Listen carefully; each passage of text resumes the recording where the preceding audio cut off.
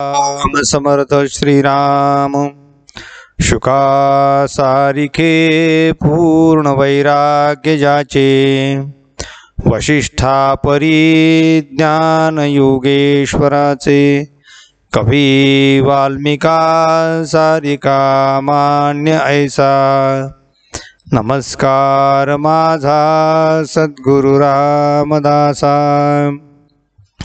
मला वाटते अंतरित्वा वसावे तुझ्या दासबोधासित्वा बोध व्हावे अपत्या परी पाववी प्रेम ग्रासा महाराज या सद्गुरु रामदासा जय जय रघुवीर समर्थ सब संतन की जय भारत माता की जय श्रोता भक्ता श्रीराम समर्थ श्रीराम। उपस्थित सर्व आदरणीय साधक बंधू आणि भगिनींनो, नवीन दशकातील नवीन समासाची आपण सुरुवात केली आहे। श्री समर्थांना नवविधा भक्ती सांगत असताना अत्यंत आनंद होतो आहे, कारण नवविधा भक्ती ही भगवंताकडे नेणारी आहे। म्हणून समर्थ अत्यंत प्रसन्न होऊन या भक्तीचं वर्णन करतात। त्यापैकी पहिली भक्ती त्याला श्रवण भक्ती असे म्हटले आहे। श्रवण म्हणजे ऐकणे। भगवंत आणि भक्त ही दोन शरीरे आहेत, परंतु या दोन शरीरामध्ये आत्मा मात्र एक आहे। दोघही एक वेगवेगळ्या शरीराचे जरी दिसत असले तरी त्यांचं मन मात्र एक आहे। आपल्या व्यक्तिगत मनोवृत्तीवर आपण कोणता मार्ग स्वीकारावा हे साधकाने ठरवलं पाहिजे। तो मनुष्य तो क्रियाशील असेल तर तो कर्ममार्गी आहे, जर तो चिंतनशील असेल तर तो ज्ञानमार्गी आहे, जर तो भाव शक्ती ज्याच्यामध्ये जास्त असेल तर तो भक्ती मार्गाचा अधिकारी आहे, आणि जो संयम शक्ती ज्याच्यामध्ये जास्त आहे त्यांनी राजयोगी व्हायचा आहे। यांची साधना ज्यांनी त्यांनी करावी। समर्थ म्हणतात, पण यासाठी श्रवण हे सगळ्यांना आवश्यक आहे। माणसाला जन्म झाल्यापासून त्याला पहिलं ज्ञान जे प्राप्त होते ते कानाच्या माध्यमातून।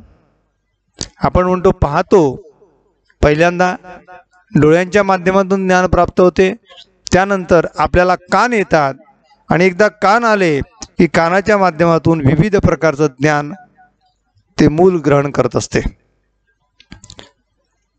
म्हणून या समासामध्ये समर्थांनी भक्ती करायची असेल तर त्यांनी श्रवण करणं गरजेचं आहे।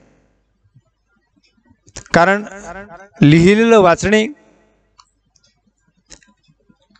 हा एक भक्ती मार्ग आहे, म्हणजे ग्रंथ वाचन। वाचन करणे हा एक प्रकार श्रवणाचाच आहे। लिहिलेलं वाचतो आहे याचा अर्थ कोणीतरी आपल्याला सांगते आहे आणि आपण ते ग्रहण करतो आहे, ते लिखित श्रवण आहे। जे लिहिलेलं वाचतो ते, आणि जे कानाच्या माध्यमातून ऐकतो ते केवळ श्रवण आहे। म्हणून सुरुवातीला साधकाने ऐकावं आणि ऐकल्यानंतर पुढे त्याचं मनन करावं। समर्थ म्हणतात, काय काय माणसांनी ऐकावं?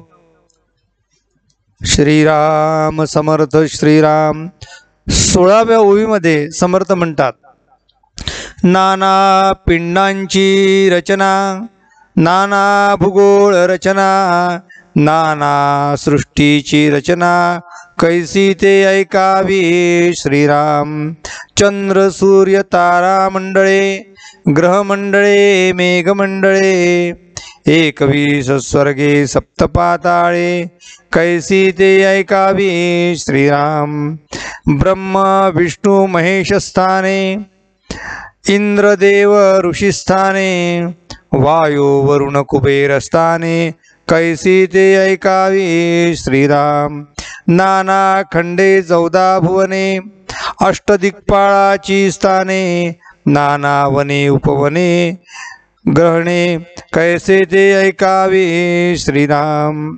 गण गंधर्व विद्याधर, यक्ष किन्नर नारद तुंबर, अष्टनायक संगीत विचार, कैसा तो ऐकावा श्रीराम। राग ज्ञान ताळ ज्ञान, नृत्य ज्ञान वाद्य ज्ञान, अमृत वेळ प्रसंग ज्ञान, कैसे ते ऐकावे श्रीराम। 14 विद्या 64 कळा, सामुद्रिक लक्षणे सकळ कळा, 32 लक्षणे नाना कळा, कैशा त्या ऐकाव्या श्रीराम। समर्थांनी किती गोष्टी ऐकायला सांगितल्या आहेत। याचा अर्थ साधकाने सर्व ऐकावं असं इथे अभिप्रेत नाही। साधकाला ज्या गोष्टीची गरज आहे त्या गोष्टी त्यांनी ऐकाव्या। जसा एखाद्याला कीर्तनकार व्हायचं असेल तर कीर्तनकाराने काय ऐकलं पाहिजे? तर कीर्तनकाराला गायनाची गरज आहे तर त्याने गायनाचे धडे घ्यावेत। त्याला चांगलं संस्कृत आलं पाहिजे म्हणून चांगल्या संस्कृत अध्यापकाकडे जाऊन त्यांनी चांगले श्लोक शिकावे। जर त्याला तत्त्वज्ञानाचा अभ्यास करायचा असेल तर त्यांनी तत्त्वज्ञानाचे ग्रंथ अभ्यासावे, त्या गुरूंकडे जाऊन त्या गोष्टीचा अभ्यास करावा।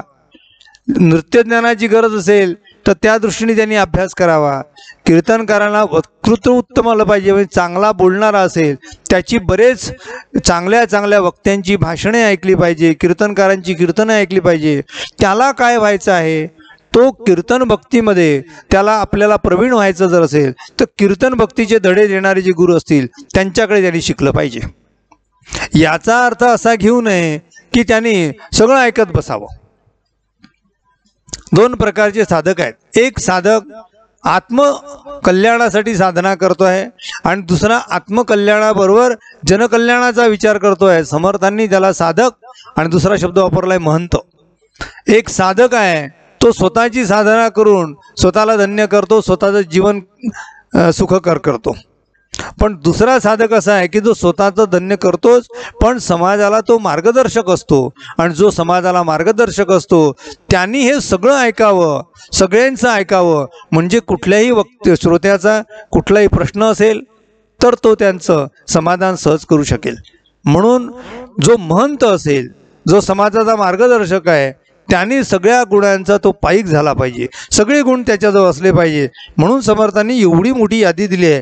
त्याला पिंडज्ञान माहीत पाहिजे, भूगोल रचना माहीत पाहिजे, सृष्टीची रचना त्याला माहीत पाहिजे, चंद्र सूर्य तारांगणे मंडळ माहीत पाहिजे, ग्रहमंडळे कशी आहे, मेघमंडळे कशी आहे, सप्त स्वर्ग कोणती आहेत, 21 स्वर्ग कोणती आहे, सप्त पाताळ कोणती आहेत याचा विचार केला आहे। ब्रह्मा विष्णू महेश यांची स्थानं कोणती आहे, इंद्रदेव कुठे आहे, या वायुदेव कुठे आहे, वरुण कुठे आहे, कुबेराचं स्थान कुठे आहे हे ऐकलं पाहिजे। नवखंड कुठे आहे, 14 भुवने कुठे आहेत, अष्टदिक्पाल स्थाने कुठे आहेत, वन उपवने गहने याची वेगवेगळे महात्म्य त्यांनी ऐकावेत। गण गंधर्व विद्याधर यक्ष किन्नर नारद तुंबर अष्टनायक संगीत विचार हे सगळं त्यांनी ऐकावं। का? कारण समाजामध्ये त्या गोष्टीची गरज आहे म्हणून त्यांनी ऐकावं। त्याला रागज्ञान आलं पाहिजे, त्याला तालज्ञान कळलं पाहिजे, त्याला नृत्यज्ञान आलं पाहिजे, त्याला वाद्यज्ञान आलं पाहिजे, त्याला अमृत वेळ कळली पाहिजे, त्याला प्रसंग ज्ञान आलं पाहिजे। या सगळ्या गोष्टी त्यांनी ऐकाव्या। याला 14 विद्या आणि 64 कला जेवढं शिकाल तेवढं कमी आहे। सामुद्रित म्हणजे हातावरच्या रेषा पाहून मनुष्य भविष्य सांगतात, सकळ कळा 32 लक्षणे अशा नाना कळा ऐशा त्यांनी ऐकाव्या। कोणी ऐकाव्या? सामान्य साधकाने एवढ्या भानगडी जर पडला तर त्याचा आयुष्य नुसतं वाचण्यात जाईल किंवा नुसतं ऐकण्यात जाईल। साधना कधी करेल, भगवंताजवळ जाईल कधी, भगवंताचा आणि त्याचा वियोग होता कामा नये।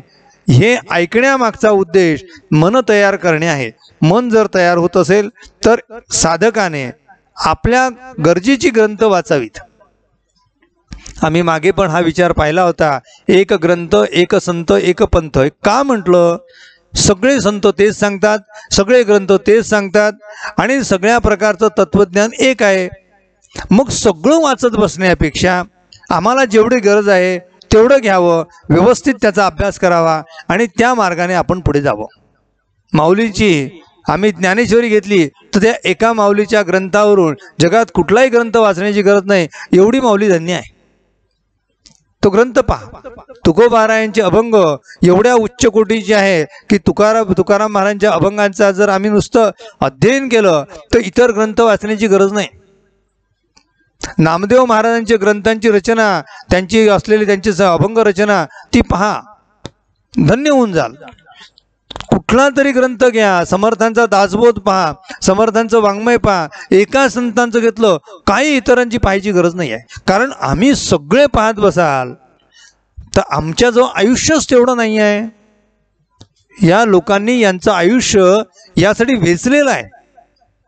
सारं आयुष्य इतरांना सांगण्यासाठी आणि इतरांच्या पुढच्या पिढीसाठी सगळं लेखन करून ठेवलं आहे.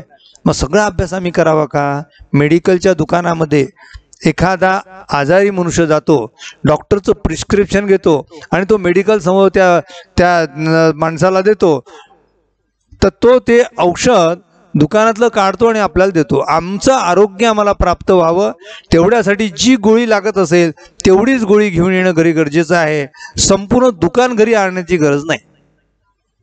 याचा अर्थ काय? आम्हाला काय कशाची साधना करायची आहे? मगाच आपण बोलताना बोललो होतो की तो कशाचा अधिकारी आहे ते पहा. तो क्रियाशक्तीचा अधिकारी आहे का, की तो भावशक्तीचा आहे का, तो चिंतन शक्तीचा आहे का, की तो संयम शक्तीचा आहे? आपली परीक्षा आपण करावी. माझ्याकडनं जर खूप कार्य करावंसं वाटत असेल तर तो कर्मयोगाचा अधिकारी आहे. मग त्यांनी कर्म करावं. कर्म हीच पूजा, म्हणजे कर्मालाच पूजेचं स्थान द्यावं. नुसतं घरात बसून देवाला आंघोळ घालून त्याला गंध वाहून फुलं वाहून याला पूजा म्हणत नाही. ती पूजा खऱ्या अर्थाने जर करायची असेल तर समाजसेवा करावी त्यांनी. कारण भगवंत हा सर्व प्राणी मात्रांमध्ये वास करतो आहे, मग त्यांच्यासाठी सेवा करावी. स्वामी विवेकानंदांनी जी गरिबांची सेवा केली त्यामध्ये काय उद्देश होता? त्यामागे उद्देश एवढाच होता की क्रियाशक्ती ज्यांच्यामध्ये आहे त्या माणसांनी समाजसेवेकडे वळलं पाहिजे. ज्याला मनाच्या संदर्भामध्ये अभ्यास करायचा आहे त्यांनी भक्तियोगी असले पाहिजे, भक्ती मार्ग असला पाहिजे. त्या भक्ती मार्गाच्या माध्यमातून त्यांनी नामस्मरण वाढवलं पाहिजे, ग्रंथाध्ययन वाढवलं पाहिजे, शांत बसणं वाढवलं पाहिजे. त्या माणसाला अशा प्रकारचा योग साधता येतो, त्याला भक्तियोग म्हटलाय. ते 9वीदा भक्तीचा आपण आज विचार करतो आहोत. ज्याला असं वाटते की आपण चिंतन करू शकतो, फार त्याचा विचार करू शकतो, त्या माणसाने ज्ञानयोगी झालं पाहिजे. या जगामध्ये 2 प्रकारचे योगी अधिक जास्त आहेत, 2 प्रकारचे साधकही जास्त आहेत, 2 प्रकारचे साधक कमी आहेत. 2 प्रकारचे साधक कोणकोणते आहे? जे कर्मयोगी आहे आणि जे भक्तियोगी आहेत. असे दोन्ही साधक म्हणजे कर्मयोग आणि भक्तियोग हे आचरण करणाऱ्यांची संख्या जगामध्ये जास्त आहे. कारण सगळ्यांची शांतता कोणाला आवडत नाही, सतत काहीतरी काम हाताशी पाहिजे. रिकामं बसा असं म्हटलं तर त्यांना कंटाळा येतो. आज समाजामध्ये असलेले जे खरे क्रियाशील लोक आहे, जे घरात बसले आहे, त्यांना तळमळ होते. त्यांना काय वाटतं की अरे आमची शक्ती आमच्याजवळ, आम्हाला काहीतरी काम करायला मिळालं पाहिजे, आमची काहीतरी बुद्धी कुठेतरी वापरता आली पाहिजे, आम्हाला ज्ञान वाढवता आलं पाहिजे, आमची काही प्रगती झाली पाहिजे. हे सगळे क्रियाशक्ती असलेली आहेत. मग अशा लोकांना कर्मयोग सांगितलेला आहे. दुसरे भक्तियोग. समाजामध्ये भक्तियोगाचे उदाहरण खूप सापडतात. ज्ञानयोगाची आणि राजयोगाची साधना करण्याची संख्या मुळात तशी कमी आहे. कारण राजयोगी लोक अत्यंत स्वतःचे संयमी असले पाहिजे आणि तो संयम इंद्रियांवरचा ताबा आहे. जो जितेंद्रिय आहे त्याच्याकडनं राजयोग शक्य आहे. पण दुसऱ्या बाजूला जो ज्ञानयोगी आहे त्याला ज्ञानाची साधना खूप आवडत असेल तर एकांत त्याला पाहिजे असतो. खूप अभ्यासाची गरज आहे, ज्ञान वाढवण्याची गरज आहे. म्हणून तर समर्थांचा दासबोध हा भक्तियोगांसाठी आहे, तर समर्थांचा आत्माराम हा ज्ञानीयोग लोकांसाठी आहे. ज्ञानेश्वरी ही भक्तियोगासाठी ज्ञानेश्वर माऊलीने लिहिली आहे.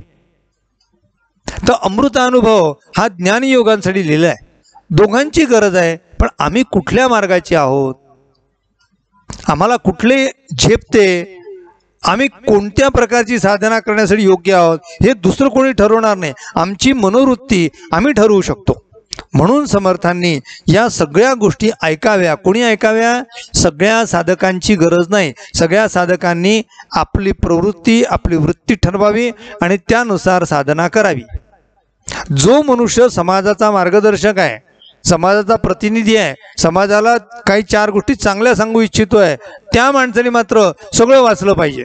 मी हे वाचलं नव्हतं, मला ते माहीत नव्हतं, असं जर उत्तर जर आपण श्रोत्यांना जर दिले तर श्रोते यांची भक्ती वक्त्यावरची उडू शकते.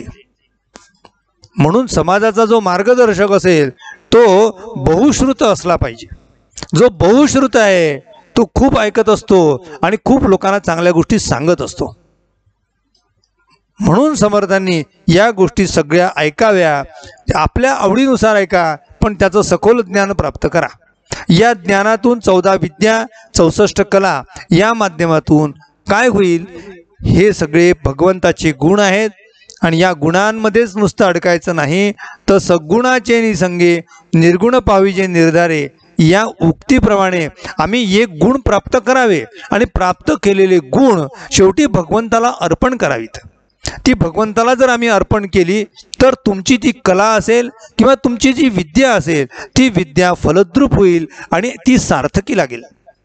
एखादा वादक असेल तर त्यांनी वादन उत्तम शिकावं, चांगल्या गुरुकडे शिकावं, पण याचा अर्थ असा नाही की त्यांनी फक्त सांगीतिक जे कार्यक्रम आहेत किंवा रागधारी जे कार्यक्रम आहेत किंवा जे शास्त्रीय संगीताचे त्याला साथ करेल, भजनाला मी साथ करणार नाही. याचा अर्थ त्याची बहिर्मुखता आहे. जो खरा साधक आहे त्यांनी चांगल्या गोष्टी शिकाव्या आणि त्यांनी त्यांच्याबरोबर, म्हणजे जशी तुम्ही आनंदाने अत्यंत उत्सुकतेने शास्त्रीय संगीताला साथ करता तशी साथ तुम्ही कीर्तनामध्ये आणि भजनामध्ये या भक्तांसाठी साधना करावी, साथ करावी. ही साथ जर तुम्ही केली तर तुमची जी कला आहे ती भगवत अर्पण होईल. गायकाने गावं पण चित्रपटाचीच गाणी पाहिली पाहिजे असं नाही आहे. गायकाने या सगळ्यांच्या मनोरंजनाबरोबर भगवंतासाठी तुमचे गायन तुम्ही झिजवलं पाहिजे. धन्य ती गायन काळा समर्थ म्हणता. ती धन्य कोणाला म्हटलंय? जे परमेश्वरासाठी भगवंतासाठी गातात ते धन्य आहेत. इतरांना धन्य समर्थांनी म्हटलं नाही. म्हणून आमची शेवटी कला, ती कुठलीही कला असो, आम्ही पाककला उत्तम करू शकतो, उत्तम स्वयंपाक करू शकतो. काय करावं? पहिले नैवेद्य परमेश्वराला दाखवा. उत्तम तेच आहे. पहिले परमेश्वराला अर्पण, मग राहिलेला तो प्रसाद. जो नैवेद्य दाखवल्यानंतर राहतो तो आमचा प्रसाद राहतो. म्हणून आपण आपली कला, ती 64 कला असेल, 14 विद्या असतील, त्या सगळ्या पहिले भगवंताला अर्पण कराव्या. त्याने दोन गोष्टी होतील. एक तर भगवंत प्रसन्न होईल आणि तुमचा अहंकार वाढणार नाही. बहुतेक कसं असते की कला आणि विद्या प्राप्त झाली की पहिल्यांदा गची बाधा होते. त्या गची बाधा याचा अर्थ मी म्हणजे कोण, माझ्यासारखा मोठा कोणी नाही. म्हणून कुठल्याही कलावंताने आणि कुठल्याही या साधकाने आपली कला भगवंताला अर्पण करावी. आपल्या भारतामध्ये थोर असे सनई वादक होऊन गेले. त्यांचं नाव होतं बिस्मिल्ला खां. काय अधिकार होता त्यांचा? त्यांची सनई ऐकण्यासाठी विदेशातले लोक वेडे होत होते. पण जेव्हा विदेशामध्ये ते गेले, जेव्हा त्यांनी त्या सनई वादनाचा कार्यक्रम केला आणि एका सदग्रस्तांनी त्यांना प्रश्न विचारला की आप इतने कैसे बजा सकते हो, त्याच्यावर त्यांनी सांगितलं की मी फक्त फुंकण्याचं काम करतो, जे स्वर काढण्याचं काम आहे तो भगवंत करतो. याचा अर्थ ते कलावंत होते, श्रेष्ठ दर्जे होते, जगप्रसिद्ध होते. त्यांनी म्हटलं असतं की मी खूप साधना केली आहे, मी खूप त्याच्यासाठी परिश्रम घेतले आहे, त्याच्याशिवाय येऊ शकत नाही, 2-4 दिवसाची कला नसते, आयुष्य त्यासाठी खर्च करावं लागते, अशा प्रकारची 4 गोष्टी त्यांनी सुनवल्या असत्या. पण त्यांनी तसं सांगितलं नाही.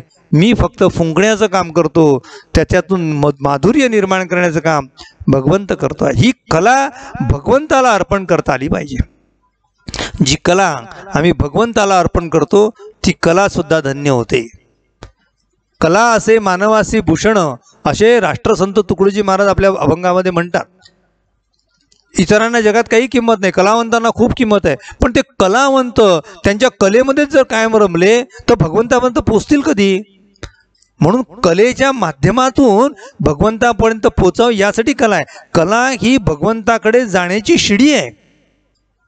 म्हणून कलेलाच आम्ही घेऊन बसता कामा नये. कलेच्या पुढे आपल्याला पाऊल देता आलं पाहिजे आणि ते पुढे पाऊल देणं म्हणजे भगवंताकडे जाणं. म्हणून समर्थांनी हे सगळं शिका. 14 विद्या 64 कला, सामुद्रित लक्षणे सकळ कळा, 32 लक्षणे नाना कळा, ऐशा त्या ऐकाव्या, ऐकल्याशिवाय शिकता नाही, ऐकाव्या शिकाव्या. पुढे समर्थ अजून यादी करतात. समर्थांचं एक वैशिष्ट्य आहे महाराज.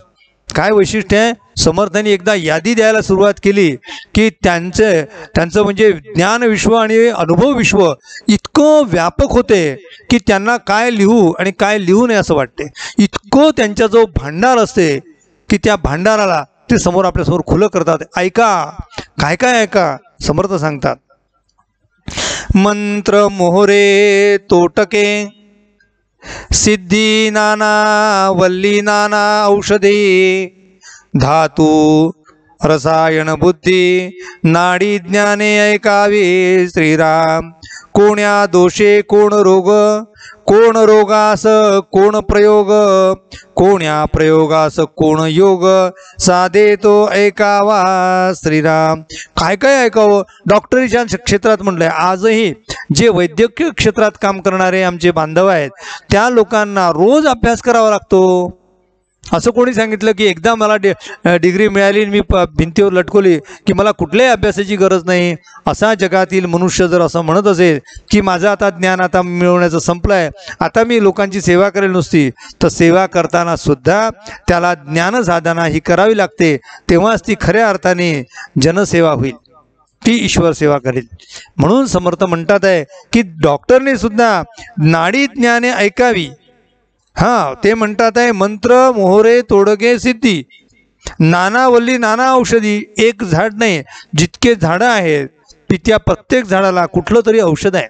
अमंत्रम अक्षरम नास्ती असं वचन आहे. अमंत्रम अक्षरम नास्ती, एकही अक्षर असं नाही की जे मंत्र होऊ शकत नाही. अमंत्रम अक्षरम नास्ती, नास्ती मूलम अनौषधम. असं जगातील एकही झाड नाही, अशी वनस्पती नाही की ज्याचं मूळ औषध होऊ शकत नाही. अयोग्य पुरुषो नास्ती योजकच तत्र दुर्लभः. याचा अर्थ असा की जगात काही अयोग्य नाही आहे, त्याची योजना करणारा कमी पडतो. म्हणून समर्थ म्हणतात आहे की नाना वल्ली, वल्ली म्हणजे वृक्ष, वृक्षवल्ली आम्हा सोयरी, वेली, वल्ली म्हणजे वेली. या प्रत्येक वेलीला नाना औषधी आहे, त्याचा अभ्यास केला गेला पाहिजे.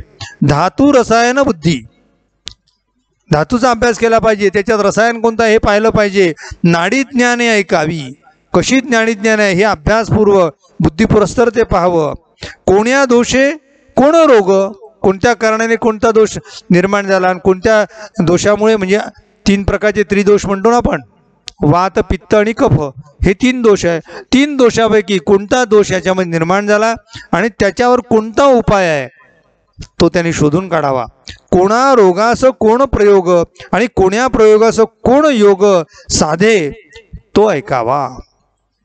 किती समर्थांनी ऐकण्याबद्दल सांगावं. समर्थ पुढे अजून सांगतात की ऐक बाबा, तू कुठल्या क्षेत्रातला आहे त्याचा विचार कर आणि ज्ञान वाढवण्यासाठी ऐक.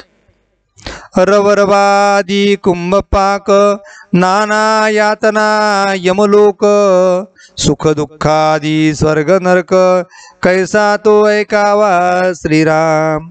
माणसाने ऐकावं. कशा प्रकारचे रवरवादिक कुंभपाक आहेत, कशा प्रकारचा नरक आहे, कोणकोणत्या प्रकारच्या यमयातना आहेत, आपण पाहिल्या आहेत त्या सगळ्या. कोणकोणत्या प्रकारच्या यमयातना आहे, सुख आणि दुःख कधी होतात, सुखामुळे काय होते, दुःखामुळे काय होते, नरक कधी प्राप्त होतो, स्वर्ग कधी प्राप्त होईल, हे सगळं आम्ही ऐकलं पाहिजे. ऐकून त्याप्रमाणे वागावं. असं जर आम्ही केलं तर आमचं जीवन धन्य होईल. समर्थ म्हणतात, कैशा नवविधा भक्ती, कैशा चतुर्विधा मुक्ती, कैसी पाविजे उत्तम गती, ऐसे ते ऐकावे श्रीराम.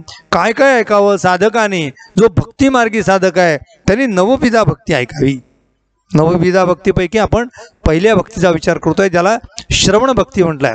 संतांचे साहित्य वाचणे किंवा संतांच्या मुखातून म्हणजे गुरुमुखातून श्रवण करणे, या दोघांनाही श्रवणच असा शब्द आहे. वाचलं ते सुद्धा श्रवणच होते. आम्ही ग्रंथ वाचतोय याचा अर्थ तो काय होतोय, श्रवणच होते. कारण समर्थ सांगतात आहे आणि आम्ही ऐकतोय. मी वाचतोय नाही, वाचण्याच्या माध्यमातून ज्ञान आणि ऐकण्याच्या माध्यमातून ज्ञान, दोन गोष्टींनी माणसाला ज्ञान मिळत असते. आणि दोन गोष्टींनी आपलं अंतःकरणातील उर्मी आपण इतरांना सांगू शकतो. त्याच्यातून एक आहे बोलणे आणि दुसरा आहे लिहिणे. लिहिण्याच्या माध्यमातून चार लोकांना आपल्या गोष्टी आपण सांगू शकतो, म्हणजे लिहिण्याच्या माध्यमातून प्रगटीकरण आहे. आणि दुसरं प्रगटीकरणाचं माध्यम आहे बोलणे, बोलण्याच्या माध्यमातून प्रगटीकरण आहे. म्हणून इथे समर्थ म्हणतात की तुम्ही वाचता आहात, याचा अर्थ संतांचं तुम्ही ऐकता आहात. आमचे संत गोंदवलेकर महाराज ते नेहमी सांगत असत. ते म्हणायचे की संतांनी जे सांगितलं त्याप्रमाणे आचरण केलं म्हणजे संतांचं ऐकलं. संतांनी जे सांगितलं त्याप्रमाणे आचरण केलं तर संतांचं आम्ही ऐकलं. नाहीतर नुसतं ऐकून काय फायदा, नळी फुंकली सोनारे इकडून तिकडे गेले वारे, असं होता कामा नये. आम्ही या कानाने ऐकतो आणि दुसऱ्या कानाने सोडून देतो. ते अकबर बिरबलाची कथा होती की नाही, त्यांच्याकडे एक मोठा चांगला उत्तम असा मूर्तिकार आला होता आणि त्या 3 मूर्त्या समोर ठेवल्या होत्या. त्याच्यानंतर पहिल्या नंबरची मूर्ती कोणती आहे ते सांगा. त्या मूर्तिकार म्हणाला, पहिल्या नंबरची मूर्ती तुम्हीच ठरवावी. बाहेरून गवताची एक काडी आणली, ज्याला आम्ही दर्भ म्हणतो, आणि ती दर्भ त्यांनी आपल्या एका मूर्तीच्या कानामध्ये टाकला. जसा तो कानामध्ये टाकला तो दुसऱ्या कानातून निघालेला आहे. तिथे बाजूला बिरबल बसलेलाच होता. त्यांनी दुसरी काडी घेतली आणि पुन्हा त्या एका दुसऱ्या मूर्तीच्या कानात टाकली. तेव्हा ती त्याच्या तोंडातून निघाली दुसऱ्या मूर्तीच्या.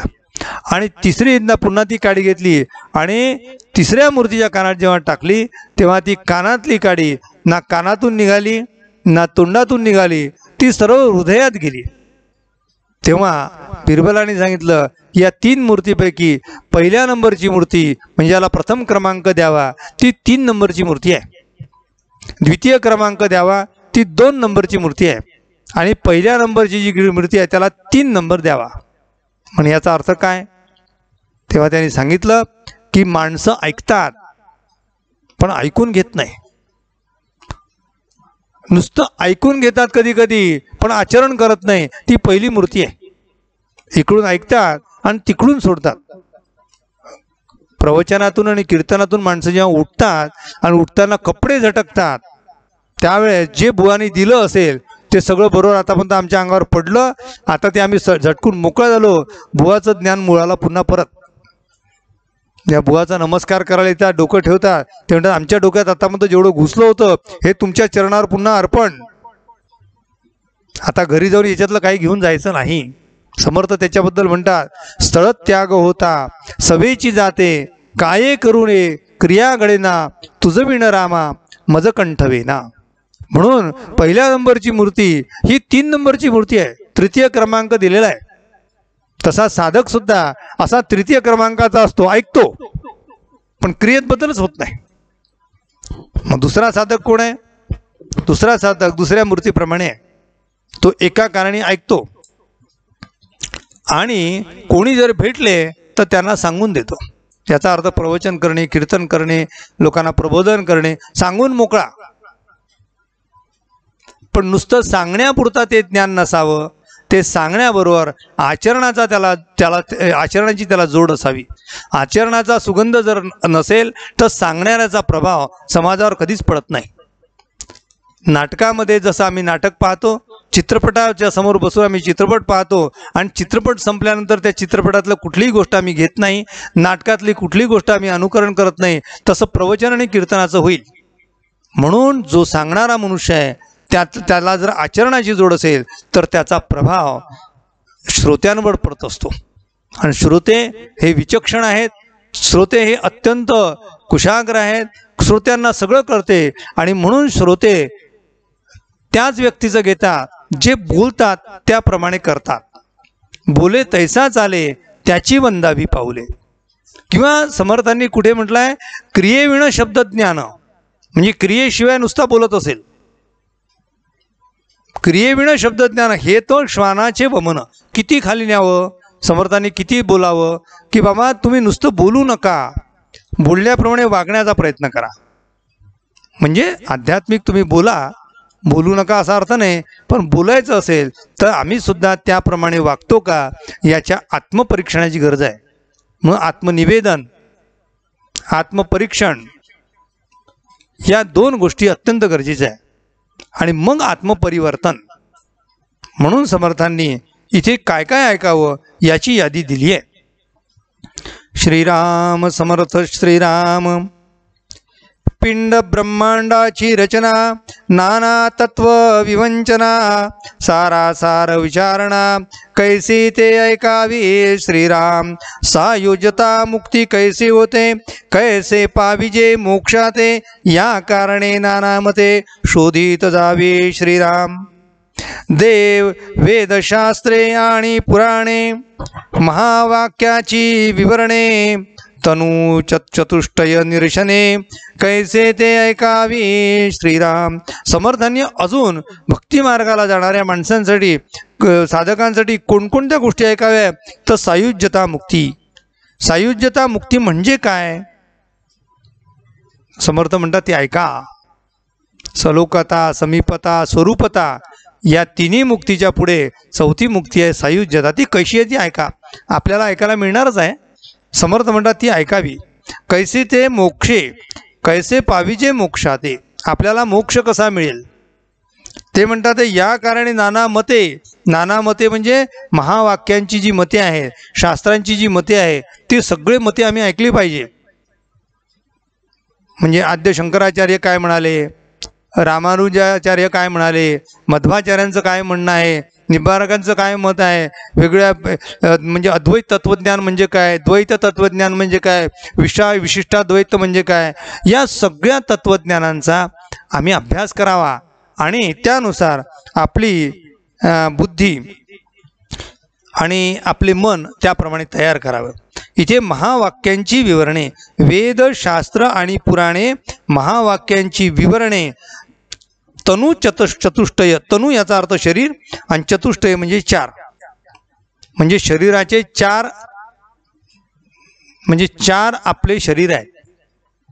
तनु म्हणजे शरीर, शरीराचे चार भाग पडतात. त्यातला पहिला आहे की जो स्थूल देह, दुसरा सूक्ष्म देह, तिसरा कारण देह आणि चौथा महाकारण देह.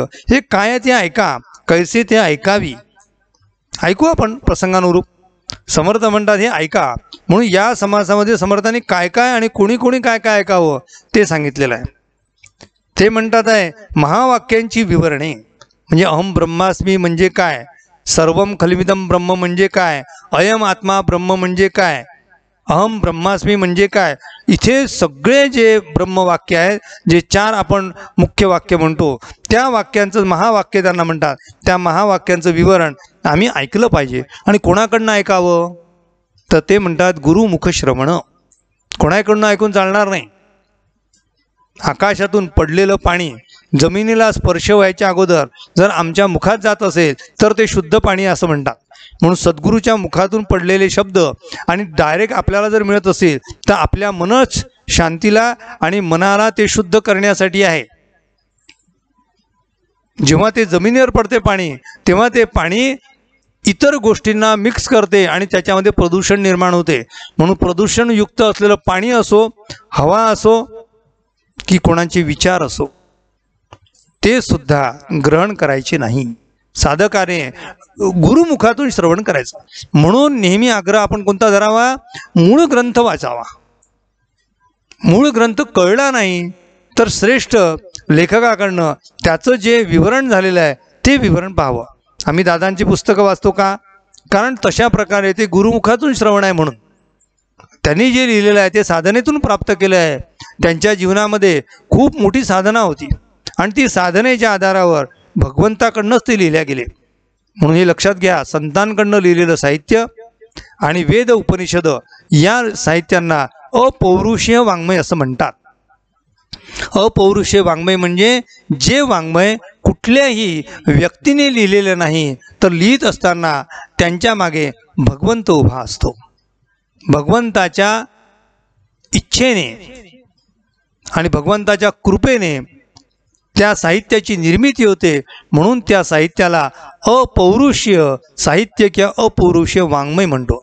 म्हणून वेद, उपनिषद आणि संतांची सगळे ग्रंथ, हे आध्यात्मिक सगळे ग्रंथ जे ज्यांनी निर्माण केले आहे, याच्याशिवाय अनेक असतील, ते सगळे साहित्य आपण वाचले पाहिजे आणि आपल्याला धन्य केलं पाहिजे. समर्थ म्हणतात, ऐसे गे अवघेची ऐकावे. आता समर्थांनी इथे मेक मारली आहे, ते लक्षात घ्या. कोणती मारली आहे? ऐसे गे अवघेची ऐकावे, परंतु सार शोधून घ्यावे, असार ते जाणून त्यागावे.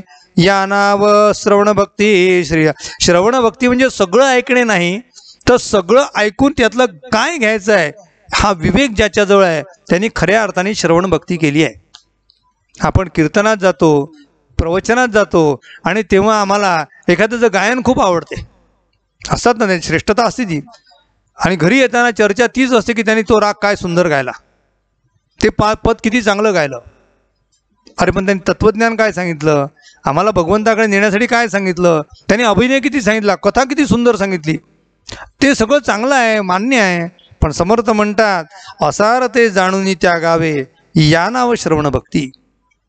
निघताना कळलं पाहिजे की आम्ही उठल्यानंतर कुठला तरी एखादा मेसेज, कुठला तरी एखादा संदेश, कुठला तरी एखादा असा भगवंताकडे जाणारा धागा तो आमच्या हातात आला पाहिजे. तो कीर्तनात असो, प्रवचनात असो, प्रबोधनात असो, ग्रंथवाचनात असो, कुठेही असो, तो एखादा आम्हाला मिळाला पाहिजे की जेणे आमचा तो 2 तास जे आम्ही तिथे खर्च केले आहे ते 2 तास आमचे सार्थक झाले. म्हणून इथे समर्थ म्हणतात, ऐसे अवघेचे ऐकावे, परंतु सार शोधून घ्यावे. सार शोधणे गरजेचं आहे. सार शोधणे म्हणजे त्याच्यातलं चांगलं काय तेवढंच घेणे नाही. सार म्हणजे या जगामध्ये ज्या गोष्टी चिरंतन राहणार आहे त्याला सार म्हटलं आहे, आणि ज्या नष्ट होणार आहे त्याला असार म्हटलेलं आहे. म्हणून सार शोधून घ्यावे आणि असार ते टाकावे. सार सार तो गहीर आहे, थोथा देई उडाय. आमचे कबीरांचं वचन आहे, साधू ऐसा चाहिए जैसा सुप स्वभाव. सुपाचा स्वभाव कसा असतो, ती बाई जेव्हा सुपामध्ये धान्य घेते आणि जेव्हा ती धान्य पाखडते, त्या पाखडत असताना काय असते की ते जे सार आहे ते तिच्याजवळ राहते, आणि असार आहे जे फलकट आहे ते ती फुकेने उडवून देते. याचं नाव आहे सार सार तो गहीर आहे, थोथा देई उडाय. आम्ही जे चुकीचं आहे, ज्या गोष्टी बरोबर नाही आहे त्या आपल्याला टाकता आल्या पाहिजे, त्या सोडून दिल्या. आपण त्या फलकटाला धरून बसलो तर आम्ही भगवंतापर्यंत पोचणार कधी? मग त्या भगवंतापर्यंत पोचण्यासाठी सार घेण्याची आमच्याजवळ निरक्षीर विवेक बुद्धी असली पाहिजे. निरक्षीर विवेक बुद्धी म्हणजे त्या राजहंसाला ती परमेश्वराने जन्मजात बुद्धी दिली आहे की त्यांनी चोच टाकली की त्याला बरोबर फक्त त्यातील दूध मिळते, आणि जे असार असलेलं पाणी आहे ते डाग्यावर टाकून देते. म्हणून आम्हाला विवेक बुद्धीसुद्धा तशी वापरता आली पाहिजे. तिला निरक्षीर विवेक बुद्धी म्हणतात, याला सारासार विवेक बुद्धी म्हणतात. ही कोणती बुद्धी आहे? सार आणि असार. सार आणि असार वेगळे करणे आणि त्याच्यातलं नेमकं सार उचलणे, त्याचं नाव समर्थ म्हणतात श्रवण. अशी श्रवण भक्ती आम्ही करावी. राहिलेले 4 उभी आहे त्या पण पूर्ण करतो. श्रीराम समर्थ श्रीराम. सगुणाचेनी चरित्रे ऐकावी. जे सगुण चरित्र आहे, प्रभू रामचंद्रांचं चरित्र आहे का, भगवान श्रीकृष्णाचं चरित्र आहे का, चांगले चांगले ग्रंथ वाचा, संतांची चरित्र वाचा. का ते निर्गुण अध्यात्म शोधावी. त्याचबरोबर आम्ही निर्गुण अध्यात्म शोधावं. श्रवण भक्तीची जाणावी लक्षणे ऐसी श्रीराम. काय ऐकायचं? जे ऐकायचं ते ऐकलंय. रामचंद्रांचा रामायण सगळ्यांना माहिती आहे, रामाचे गुण माहीत झाले पाहिजे आणि त्या गुणांचा आम्ही पाईक झालं पाहिजे, ते खरी श्रवण भक्ती आहे. कथा माहीत आहे, रामाने रावणावर आक्रमण केलं आणि रावणाला ठार केलं आणि सीतेला मुक्त केलं. लोक ते 4 ओळीमध्ये नेहमी तो श्लोक म्हणतात आणि आम्ही रामायण सगळं आम्हाला माहिती आहे म्हणतात. आदो राम तपो वनादिगमनम हत्वा मृगा कांचनम वैदेही हरणम जटायु मरणम सुग्रीव संभाषणम वाली निर्दलनम समुद्रतरणम लंकापुरी दाहनम पश्चात रावण कुंभकर्ण हननम एतद्भी रामायणम. रामायण संपलं. ही झाली कथा, पण कथेमध्ये जो मर्म आहे ते सार आहे ते आम्हाला घेता आलं पाहिजे. ते कशासाठी केलं आहे? परित्राणाय साधूनाम, हे सार आहे. म्हणून समर्थांनी पुढे म्हटलं आहे, सगुण देवाची चरित्रे का निर्गुणाची तत्वतंत्रे, हे दोन्ही परमपवित्रे ऐकत जावी श्रीराम. जयंत्या उपोषणे पूजा विधाने मंत्रयंत्र जपध्याने, कीर्ती स्तुती स्तवने भजने नानाविध ऐकावी श्रीराम. ऐसे श्रवण सगुणाचे, सगळं सगुणाचं श्रवण ऐकावं. अध्यात्म निरूपण निर्गुणाचे, आता निर्गुणाचा आपण काय करतोय? अध्यात्म, इथे कुठे कथा दिसते तुम्हाला? इथे कथा नाहीच आहे. म्हणून इथे म्हणजे अध्यात्म निरूपण निर्गुणाचे, विभक्ती सांडून भक्तीचे मूळ शोधावे. विभक्त होणे म्हणजे अलग होणे, आणि भक्त होणे म्हणजे जोडल्या जाणे. आम्ही जोडल्या गेलो पाहिजे. कोणाला? भगवंताला. त्याचं नाव भक्ती. भक्ती म्हणजे भगवंताला जोडल्या जाणे म्हणजे भक्ती, आणि भगवंतापासून दूर होणे म्हणजे विभक्त होणे. म्हणून आम्ही विभक्ती सांडावी आणि काय जोडावी? आम्ही भक्ती जोडावी. श्रवण भक्तीचे निरूपण निरोपिले असे जाण, पुढे कीर्तन भजनाचे लक्षण बोलिले असे श्रीराम. इति श्रीदासबोधे गुरु शिष्य संवादे, श्रवण भक्ती निरूपण नाम समास प्रथम. श्रीराम श्रीराम समर्थ श्रीराम. जय जय रघुवीर समर्थ. उपासनेला दृढ चाल व्हावे, भूदेव संतासी सदा नमावे. सत्कर्मयोगे वय घालवावे, सर्वामुखी मंगल बोलवावे. जय जय रघुवीर समर्थ. सब संतन की जय. भारत माता की जय. श्रोता वक्ता श्रीराम समर्थ श्रीराम.